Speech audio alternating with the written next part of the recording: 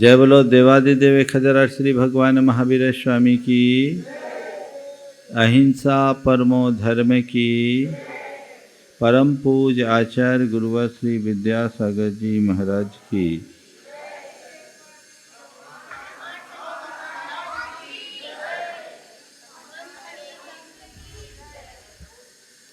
आज रक्षा बंधन का परम पावन दिन है। सभी के मन में एक अलग प्रकार का उत्साह, उल्लास और उमंग भी परिलक्षित हो रहा है। हमारे देश में जितने भी पर्व त्यौहार है उन सब का अपना महत्व है, लेकिन रक्षा बंधन का सर्वाधिक महत्व है। ऐसा कहा जाता है कि दशहरा क्षत्रियों का है, दिवाली बनियों की है, होली को शूद्र वर्ण की संज्ञा दी गई है, पर रक्षाबंधन को सब वर्णों की संज्ञा दी गई है, सबके लाभ। ये विशेष पर्व है, इसके प्रति सबका विशेष रुझान होता है। आज मैं रक्षाबंधन की पारंपरिक कथा की चर्चा नहीं करूंगा, लेकिन रक्षाबंधन में कुछ संदेश आप सबको जरूर देना चाहूँगा। हम सबको पता है कि रक्षाबंधन के दिन मुनि विष्णु कुमार महाराज ने 700 मुनियों को, अकंपनाचार्य आदि 700 मुनियों के संघ की रक्षा की। ये कहानी आप सब जानते हैं और एक बड़े कर्तव्य का पालन किया। तब से जैन परंपरा में रक्षाबंधन की परिपाटी चले आ रही है। हम आज आपसे भी रक्षा की बात करेंगे। रक्षा के लिए बंधन और दूसरा बंधन की रक्षा, इन दोनों बातों पर ध्यान रखते हुए आज सब लोग 4 की रक्षा का संकल्प लें। सबसे पहली बात, संस्कृति की रक्षा। आज हमारी संस्कृति का दिनों दिन ह्रास होता जा रहा है। अब संस्कृतियां बहुत तेजी से अपना पैर पसार रही है। बढ़ती हुई अपसंस्कृतियों की इस प्रणाली के कारण हमारे सारे संस्कार छिन्न भिन्न हो रहे हैं और जिसका परिणाम हम सबके सामने है। हमें अपनी संस्कृति को व्यापक पैमाने में संभालने की ज़रूरत है। हमें इस बात को सदैव याद रखना चाहिए कि हम तक ये जो संस्कृति आई है वो कितने लोगों के त्याग, बलिदान और श्रम के परिणाम स्वरूप आई। जो संस्कृति हमें धरोहर के रूप में यहाँ मिली है, हमें उस संस्कृति के प्रवाह को आगे बढ़ाना है। मुझे बात याद आ रही है, जब चीनी यात्री वेनसांग भारत आया और भारत से वापस जब वो अपने देश की ओर जाने लगा, रास्ते में उन्हें नदी पार करनी थी। नदी में भंवर उठी। वो जब यहाँ से जा रहा था तो अपने साथ ढेर सारे शास्त्र लेकर जा रहा था। नदी में उठी भंवर के कारण उसका संतुलन बिगड़ गया। संतुलन बिगड़ने से नदी का भार बढ़ने को हुआ तो नाविक ने कहा कि नदी का भार कम करना होगा। अब नाव का भार कम करना होगा। नाव का भार कम कैसे करे, ये एक बड़ी समस्या थी। तो लोगों ने सोचा कि एक काम करें, कुछ शास्त्र को पानी में डाल दें ताकि नाव का भार कम हो जाए और हम लोग सकुशल अपने ठिकाने पहुंच जाएं। जैसी ये बात सामने आई, उस नाव में सवार कुछ भारतीय युवकों ने फट से नदी में छलांग लगा दी और कहा हम अपने जान को न्यौछावर कर देंगे पर संस्कृति को नष्ट नहीं होने। ये हमारी परंपरा एक उदाहरण है जो हमारे देश की विरासत में हमें मिली। आज आप एक दूसरे को राखी बांधते हो, बांधोगे, लेकिन राखी बांधते समय सबसे पहले एक बात अपने हृदय में होना चाहिए कि मैं अपनी संस्कृति के प्रति कितना प्रतिबद्ध हूं। हम अपने संस्कृति की रक्षा के लिए कितने संबद्ध हैं। हमारे धर्म, हमारे धर्मायतन, हमारे धर्मगुरु, हमारे शास्त्र, इनकी इस विरासत को हम कितना सुरक्षित कर पा रहे हैं। हर व्यक्ति को आज की तिथि में इस बात के लिए प्रण लेना चाहिए कि हम सब खो देंगे लेकिन अपनी संस्कृति को नहीं खोने देंगे। कुछ इस तरह का उपक्रम करें कि आने वाले युग युगांतरों तक हमारी संस्कृति का प्रवाह बना रहे। ये कब होगा? जब हमारे हृदय में अपनी संस्कृति के प्रति निष्ठा जागृत होगी, समर्पण जागृत होगा। आजकल लोग इन सब बातों के प्रति बहुत उदासीन होने लगे हैं, इनको बड़े हल्के में लेने लगे हैं, इनको नज़रअंदाज करने लगे हैं, जो कतई अच्छी बात नहीं है। तो पहली बात, आज एक प्रण लें कि हमें संस्कृति की रक्षा के लिए संबद्ध, प्रतिबद्ध रहना है, संकल्पित होना है। हमारा धर्म, हमारी संस्कृति, हमारी परंपरा, हमारा राष्ट्र हमारे लिए सबसे ऊपर होना चाहिए और उसके लिए हम हर कर्तव्य का पालन करेंगे, चाहे हमें जो कुछ करना हो। राखी बांधो तो पहली राखी संस्कृति की रक्षा का बांधो, दूसरी राखी बांधो तो प्रकृति की रक्षा का बांधो। आज प्रकृति के साथ जो खिलवाड़ किया जा रहा है, प्रदूषण फैलाया जा रहा है, पूरे पर्यावरण का संतुलन बिगड़ता जा रहा है, इस पर्यावरण का संकट किसने खड़ा किया? आप कभी विचार करते हैं? हम अपनी प्रकृति के साथ कितना प्यार करते हैं, प्रकृति के साथ कितना सामंजस्य बना के रखते हैं, प्रकृति की हमें कितनी चिंता है। एक बात ध्यान रखना, जब तक प्रकृति अनुकूल है तब तक सब कुछ अनुकूल है। जिस दिन प्रकृति बिगड़ जाएगी उस दिन सब कुछ तहस नहस हो जाएगा। आज क्या कर रहे हैं लोग? आज पेड़ों की अंधाधुंध कटाई हो रही, सारे जल स्रोत छिन्न भिन्न हो रहे हैं, भूमि आदि का अवैध उत्खनन, अंधाधुंध खनन हो रहा है और इन सब का परिणाम प्राकृतिक प्रकोप के रूप में हम लोग आए दिन देखते रखते हैं। कहीं भूकंप के रूप में, कहीं सैलाब के रूप में, कहीं भूस्खलन के रूप में या अन्य महामारी जैसी किसी आपदा के रूप में। जब जब प्रकृति अपना रौद्र रूप दिखाती है, सारे संसार की रूह कांप जाती है। संत कहते हैं कि प्रकृति को अगर तुम प्यार करोगे तो प्रकृति तुम पर सब कुछ वारते रहेगी, और प्रकृति से खिलवाड़ करोगे तो वो तुम्हारा सत्यानाश कर देगी।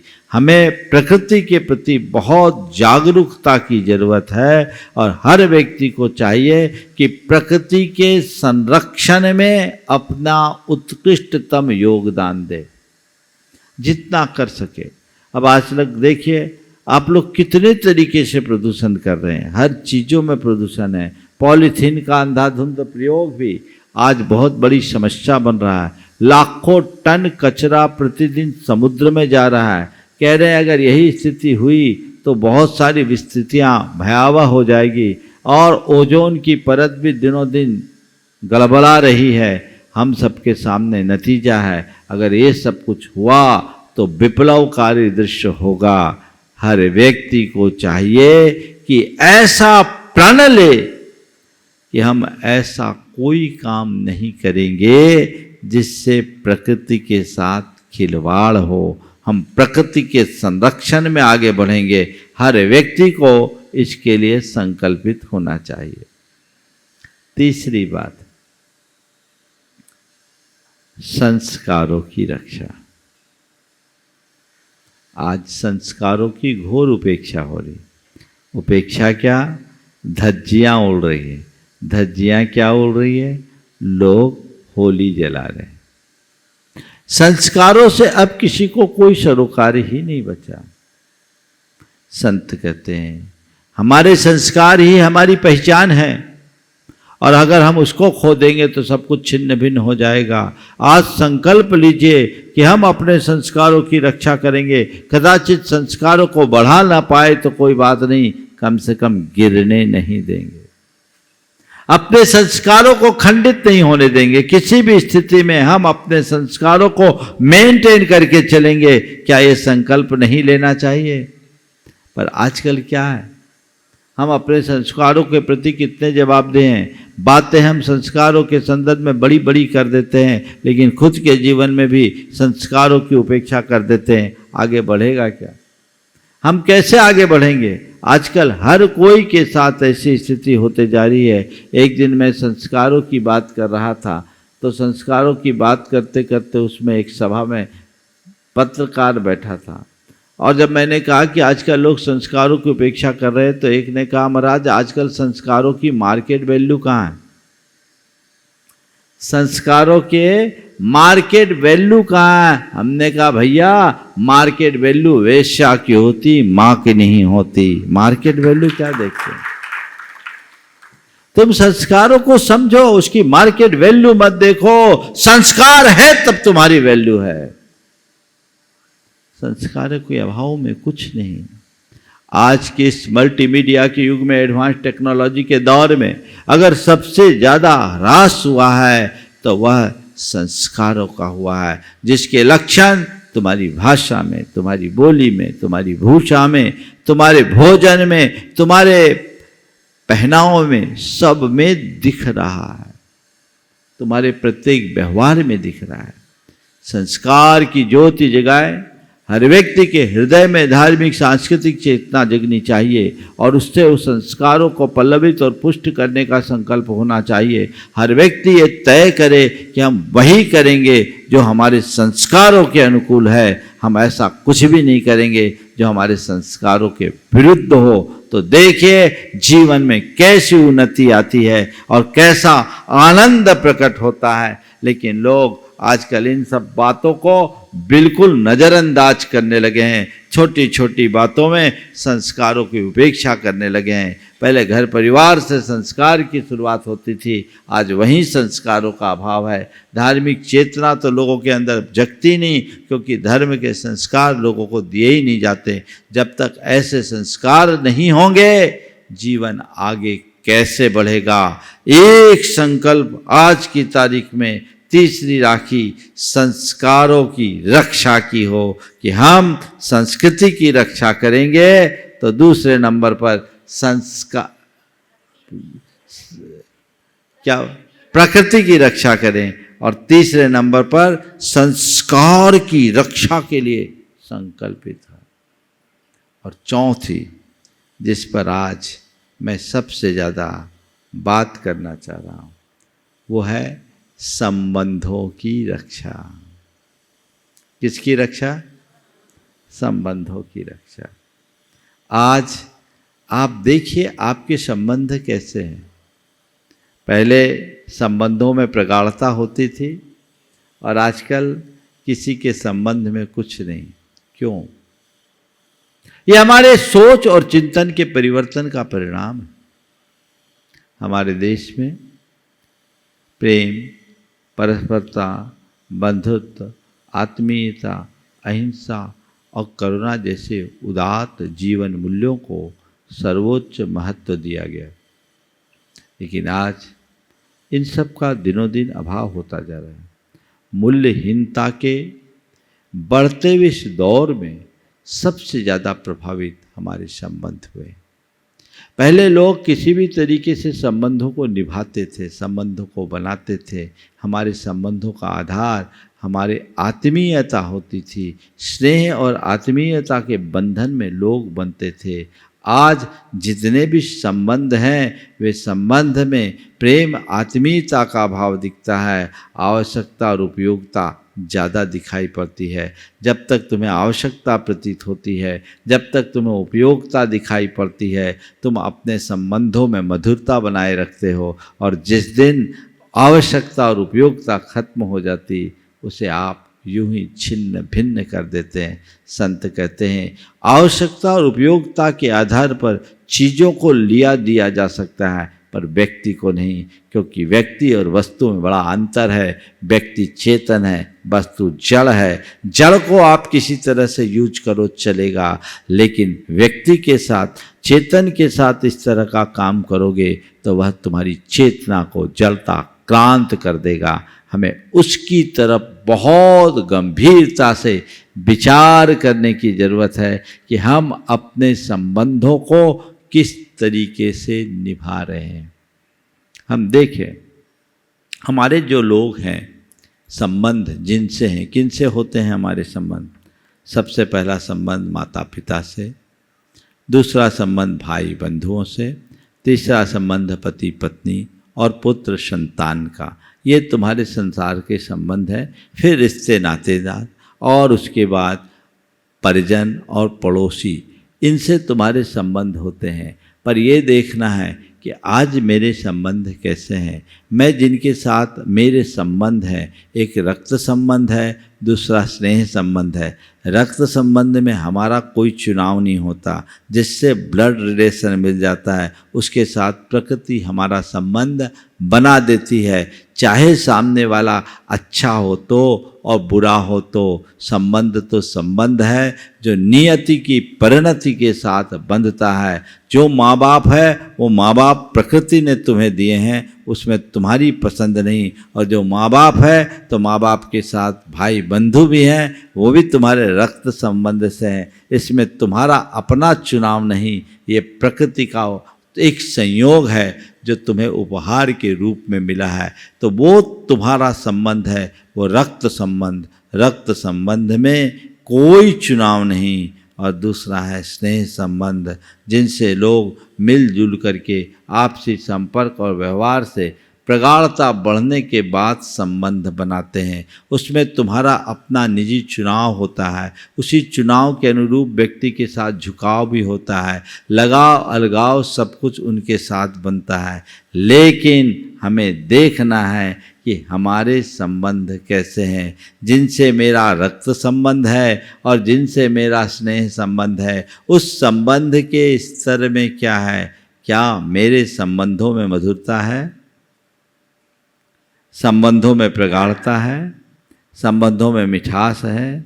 संबंधों में प्रेम है?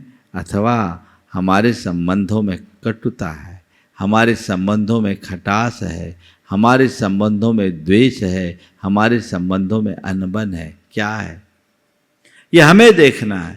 यदि प्रेम है, मधुरता है, तो ये मान करके चलना मेरे संबंध अच्छे हैं, और यदि उससे उल्टे हैं तो संबंध मेरे उल्टे हैं। अगर अच्छे संबंध होंगे तो जीवन आगे बढ़ेगा, और बुरे संबंध होंगे तो जीवन बर्बाद होगा। हमें देखना केवल ये है कि मेरे संबंधों की स्थिति कैसी है। अच्छे संबंध किनसे होते हैं और बुरे संबंध किनसे होते हैं, यदि इस पड़ताल को हमने कर लिया तो हमें अपने संबंधों को अच्छा बनाने का रास्ता अपने आप मिल जाएगा।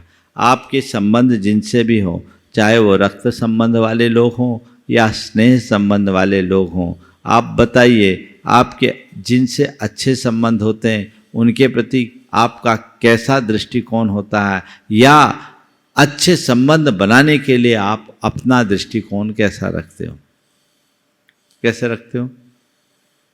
जिनके प्रति आप उदार होते हो, जिनके प्रति आप सकारात्मक होते हो, जिनके प्रति आप ज़्यादा संवेदनशील होते हो, और जिनके प्रति आपका स्नेह भाव होता है, वो व्यक्ति, उस व्यक्ति के साथ आपके संबंध अच्छे बनते हैं। और जिनसे आपको अपना संबंध अच्छा बनाए रखना है, आप उनके साथ ये सब बातें भी अपना करके चलते हो, उनके प्रति सकारात्मक रहते हो, उनके प्रति आप संवेदनशील होते हो, उनके साथ आप बहुत गंभीरता से स्नेह रखते हुए अपने संबंधों को आगे बढ़ाते हो कि नहीं बढ़ाते हो?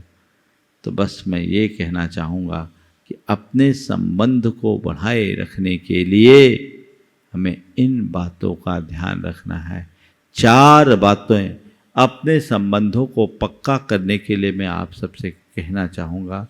वह है सौहार्द, सद्भाव, सहयोग और क्षमादर। सौहार्द, सद्भाव, सहयोग और समादर, इन 4 गुणों को अगर हम अपने साथ रखेंगे तो हमारे संबंध सदैव अच्छे बनेंगे। सबसे पहली बात सौहार्द की। सौहार्द का मतलब क्या होता है? सौहार्द का मतलब जिनसे मेरा संबंध है उनके प्रति मेरा हृदय उदार बने। सौहार्द से उदारता बढ़ती है।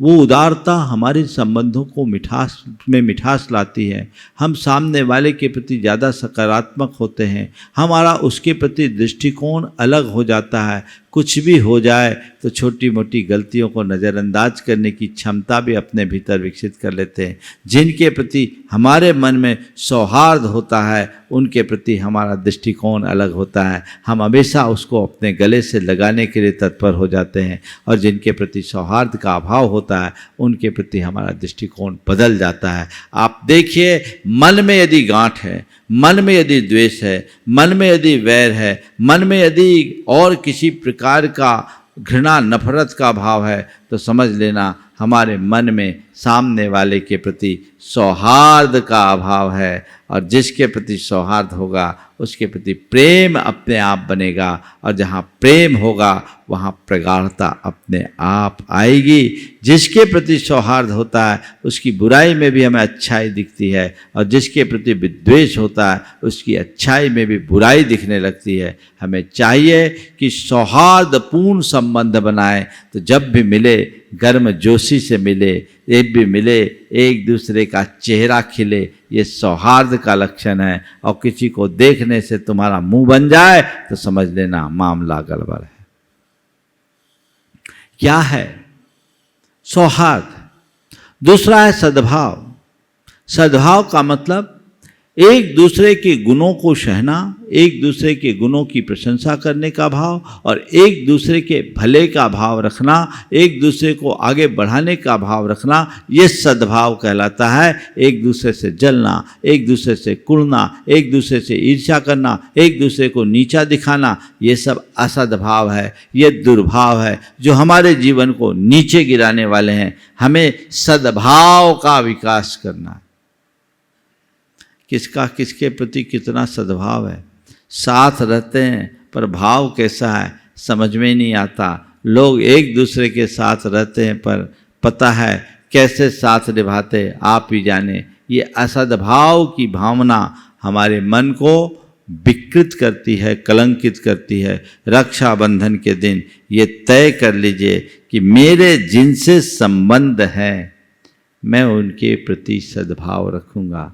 हकीकत में देखा जाए तो जिनसे संबंध उनसे ही ज़्यादा दुर्भाव होता है। भाई भाई में ईर्ष्या ज़्यादा होती है, परिवार के लोगों में ज़्यादा ईर्ष्या होती है, द्वेष आपसी लोगों में होती है, अनबन आपसी लोगों से ज़्यादा होती, गैरों से नहीं। जहाँ ज़्यादा सद्भाव की अपेक्षा है वहीं यदि दुर्भाव पलेगा तो फिर क्या मिलेगा? कुछ भी मिलने वाला नहीं है। इसलिए दृष्टिकोण को परिवर्तित कर लेना चाहिए। मैं एक स्थान पर था, लोगों का कैसा एक दूसरे के प्रति दुर्भाव होता है आप इससे अनुमान लगा सकते हैं। मैं एक स्थान पे था, एक भाई समाज का मुखिया था, एक्टिव रहता था। दूसरा भाई एक बड़ा उद्यमी था, लेकिन सामाजिक धार्मिक कार्यों से सदैव दूर था। कभी किसी साधु संत और किसी भी धार्मिक कार्य में उसकी सहभागिता नहीं रही। संयोग से वो मेरे विचारों से प्रभावित हुआ, आया। पहली बार आया, मिला, उससे बातचीत करके मुझे लगा कि आदमी धर्मी भले नहीं है पर अधर्मी नहीं है। आदमी मुझे एक नंबर लगा। उसकी सोच, उसकी शालीनता, उसका व्यवहार, उसके विचार मुझे प्रभावित किए। मैंने थोड़ा सा उसे प्रोत्साहित किया और जोड़ने के लिए प्रयास किया कि जुड़े, और वो जुड़ ही गया। लेकिन ये जुड़ा तो ठीक, उसके भाई को परेशानी होगी। उसके मन में ये बात आ गई कि ये जुड़ जाएगा तो मेरी इमेज खत्म, मेरा तो पत्ता ही साफ। अब इतने सालों से मैं समाज में आ गया हूँ, ये आ जाएगा कहीं ये महाराज की ज़्यादा कृपा न पा जाए, ये समाज में न छा जाए। जो कुछ भी हो उसके मन में आया और वो मेरे कान भरने के भाव से आ गया। तो मैं बहुत समझदार हूँ इस मामले में, अपने कानों में भी फिल्टर रखता हूँ और किसी की भी बात होती है तो मुझे पता है किसकी बात में कितने का गुनाह करना है और कितने का भाग करना है। और मेरे सामने जब कोई दूसरों की बुराई लेकर आता है तो मैं तो उसके नंबर पहले ही काट देता हूँ। मुझे लगता है कि इस आदमी में कितना उथलापन है और कितनी गहराई है। मैं समझ लेता हूँ, बोलता कुछ नहीं हूँ, लेकिन प्रतिक्रियाएं उसी हिसाब से अपनी प्रकट करता हूँ। उसने मुझसे आकर के कहा, महाराज ये आदमी आपके पास आ गया है, ठीक आदमी नहीं है, आज तक कभी मंदिर नहीं आया, आज तक कभी धर्म ध्यान में कुछ नहीं रखता, महाराज किसी तरह की रुचि नहीं रखता, पैसा करोड़ों रुपया है पर बड़ा अभिमानी है महाराज, किसी से सीधे मुँह बात नहीं करता, आप थोड़ा सा दूर रखिएगा। और हमने सुना आजकल शराब वराब भी पीने लगा है। हमने कहा ठीक है भाई, अच्छा तुमने जो कहा है, अगर ये सब बुराइयां हैं तो ये बताओ इसकी ये बुराइयां दूर कैसे होगी? धर्म से जुड़ेगा तब या धर्म से दूर करोगे तब? महाराज जुड़ना है, जोड़ने लायक, जोड़ना की भावना आपकी ठीक है, पर महाराज ये जोड़ने लायक आदमी नहीं है। मैंने अपने मन में कहा भैया तो उसको जोड़ने लायक नहीं कह रहा है, पर मुझे तो लगता है तू मेरे पास बैठने लायक नहीं है। तुम्हारी भावना क्या है बताइए? ये ही ईर्ष्या जलन कुलहन का भाव, इस भाव से बचोगे तो हमारे संबंध अच्छे रहेंगे। आजकल तो राखी बांधने के लिए भाई बहन एक दूसरे से राखी बांधते बंधवाते हैं, उनमें भी आपस में ईर्ष्या होती कि नहीं होती? तो कहां प्रेम? सब चीजें फॉर्मल होते जा रही है, फॉर्मेलिटी का पुट ज़्यादा देखने को मिलता है, तो इससे हमारे संबंध अच्छे नहीं होंगे। संबंधों को अच्छा बनाए रखने के लिए सौहार्द होना चाहिए, सद्भाव होना चाहिए, तीसरे क्रम में सहयोग होना चाहिए। एक दूसरे को सहयोग देने की आदत रखो, एक दूसरे का साथ निभाने की कोशिश करो। यदि किसी को कोई परेशानी आई है तो उस परेशानी को अपनी परेशानी मानकर उसका सहयोग करो, जीवन भर वो तुम्हारा रहेगा। देखो सहयोग देने का क्या फल होता है। दो भाई, एक भाई बहुत वर्षों से बाहर किसी महानगर में अपना कारोबार करता, दूसरा भाई पैतृक नगर में ही अपना काम करता था। महानगर में रहने वाले भाई का व्यापार गड़बड़ा गया, उसका सब कुछ ठप हो गया, और जो अपने पैतृक नगर में था उसका कारोबार बहुत बढ़ गया। अब संयोग ऐसा बना कि उसकी बेटी की शादी का प्रसंग आया कि बेटी का शादी करना है, और शादी एक ऐसे परिवार से आई प्रस्ताव जो बहुत संपन्न था, लेकिन बात आगे नहीं बढ़ रही थी। बड़े भाई ने एक दिन छोटे भाई से फ़ोन करके पूछा क्या बात हुआ उस संबंध का। बोला प्रस्ताव तो आया है पर मेरी हिम्मत नहीं है, क्योंकि उस परिवार के हैसियत के आगे मेरी कोई हैसियत नहीं है, मैं बात आगे कैसे बढ़ाऊं।